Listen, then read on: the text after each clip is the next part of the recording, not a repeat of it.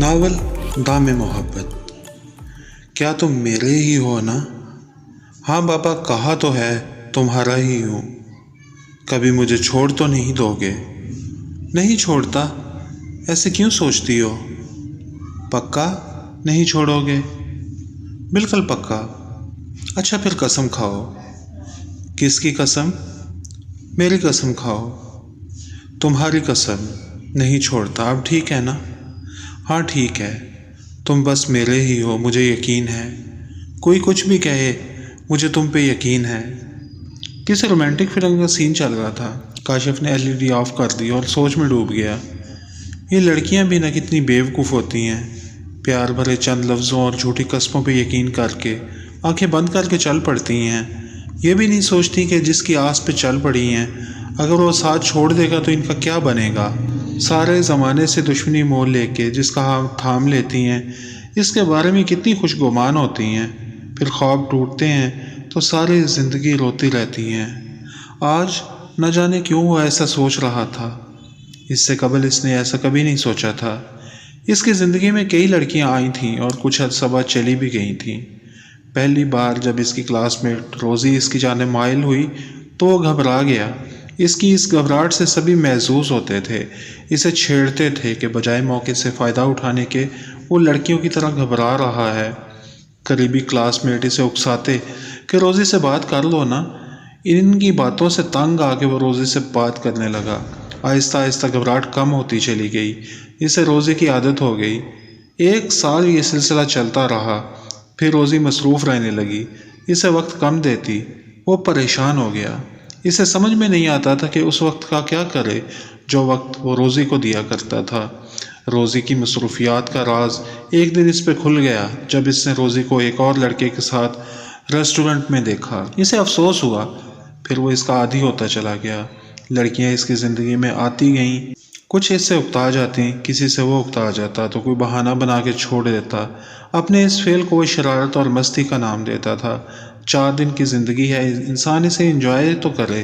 कोई इसे समझाता भी तो इसका मौक़िफ़ यही होता कि लड़कियां खुद कहाँ मुखलिस होती हैं, वो भी तो टाइम पास ही चाहती हैं। कुछ को साथ चाहिए होता है, कुछ को एडवेंचर और पैसा चाहिए होता है। और ऐसा था भी, जब वो किसी लड़की से कतई ताल्लुक़ करता तो कुछ दिन वो इससे राब्ता की कोशिश करती और फिर यूनिवर्सिटी के किसी और लड़के के साथ नज़र आना शुरू हो जाती। वो हैंडसम भी था और शक्ल से मासूम भी दिखता था।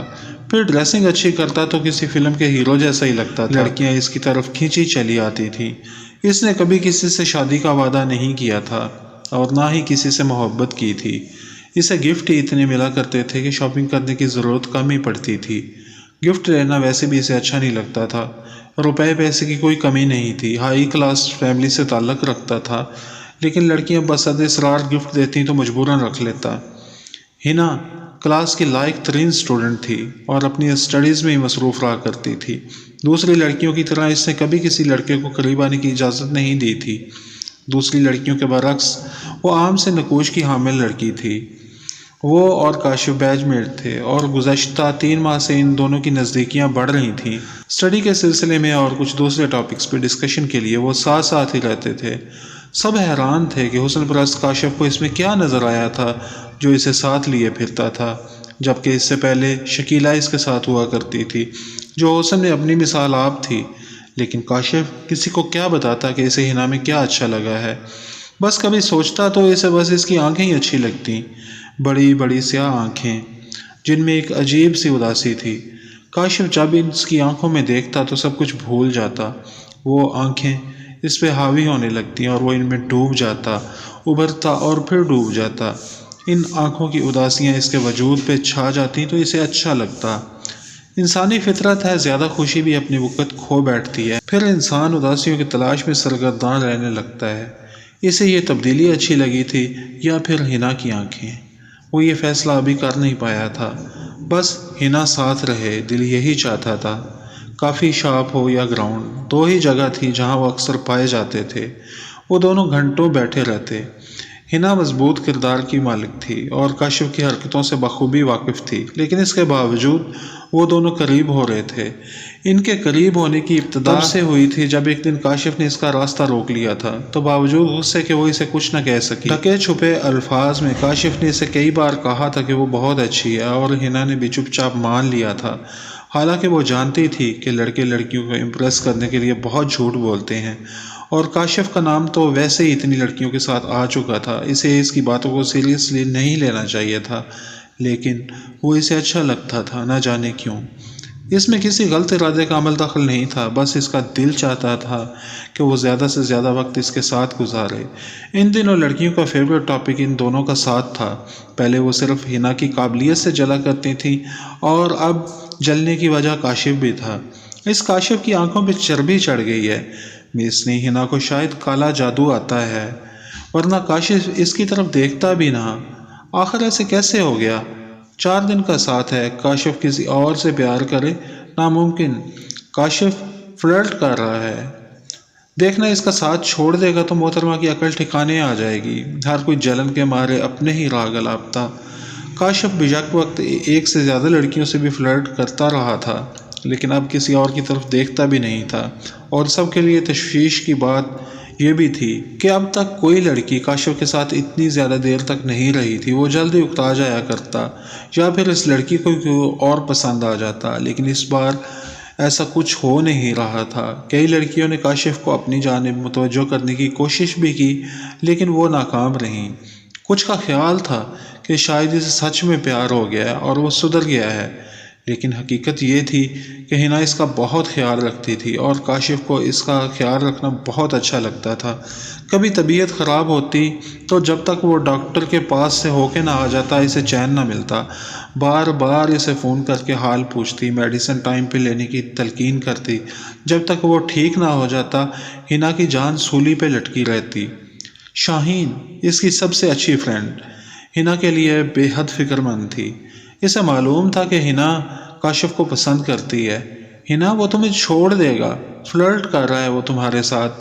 شاہین اسے سمجھا کے تھک چکی تھی، لیکن اس کا ایک ہی جواب ہوتا، نہیں وہ فلرٹ نہیں کر رہا، وہ بس مجھے چاہتا ہے، مجھے اس کی آنکھوں میں اپنے لیے پیار نظر آتا ہے، وہ مجھے نہیں چھوڑے گا، وہ میرا ہے، صرف میرا، اور مجھ سے کبھی دور نہیں جائے گا۔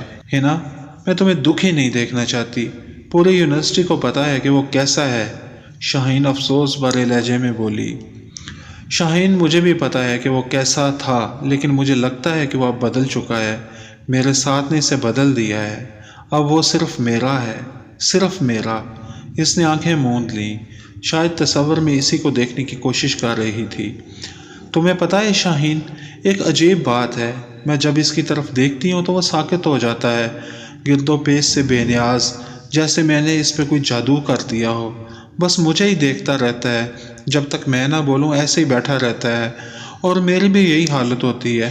پتا ہے کل پورے 2 گھنٹے ہم ایسے ہی خاموش بیٹھے رہے، مجھے بھی وقت گزرنے کا پتہ نہیں چلا، میں نے اس کی آنکھوں سے اس کے دل میں جھانکا ہے۔ جانتی ہو شاہین، دل کبھی جھوٹ نہیں بولتا۔ بولتے بولتے وہ چپ ہو گئی۔ کیا اس نے تم سے کہا ہے کہ وہ تمہیں چاہتا ہے؟ شاہین نے پوچھا۔ نہیں، ایسی کوئی بات ہم دونوں کے درمیان میں نہیں ہوئی، لیکن کچھ ہے ضرور، بڑا عجیب سا ہے ہمارا ساتھ، جب کوئی سچ بولتا ہے تو ہمارے دل کو چھو لیتا ہے۔ میں جانتی ہوں وہ فلرٹ تھا، لیکن جب وہ میرے پاس آیا تو وہ آیا نہیں تھا، اسے بھیجا گیا تھا۔ میرا رب میری خواہشات کو جانتا ہے، میں نے اپنی ساری زندگی پاکیزگی میں گزار دی، کسی ایسے شخص کے انتظار میں کتنا بھی برا کیوں نہ ہو، پر من کا سچا ہو، مجھے سچے دل سے چاہے، ایسے چاہے جیسے میں سوچتی ہوں۔ شاید اسی لیے ہم دن بدن قریب ہو رہے ہیں، ورنہ میں تو کسی لڑکے سے بات بھی نہیں کرتی تھی۔ شاہین میں تمہیں سمجھا بھی نہیں سکتی، کچھ لمحات ایسے ہوتے ہیں جن کی خاموشیاں بھی بامانی ہوتی ہیں۔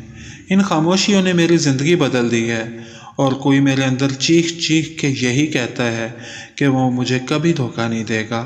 کاشف ایسا کر ہی نہیں سکتا، وہ اپنی رو میں بولے گئی۔ شاہین چپ چاپ اسے دیکھتی رہ گئی۔ ہنا کی وارفتگی سے اسے خوف آنے لگا تھا۔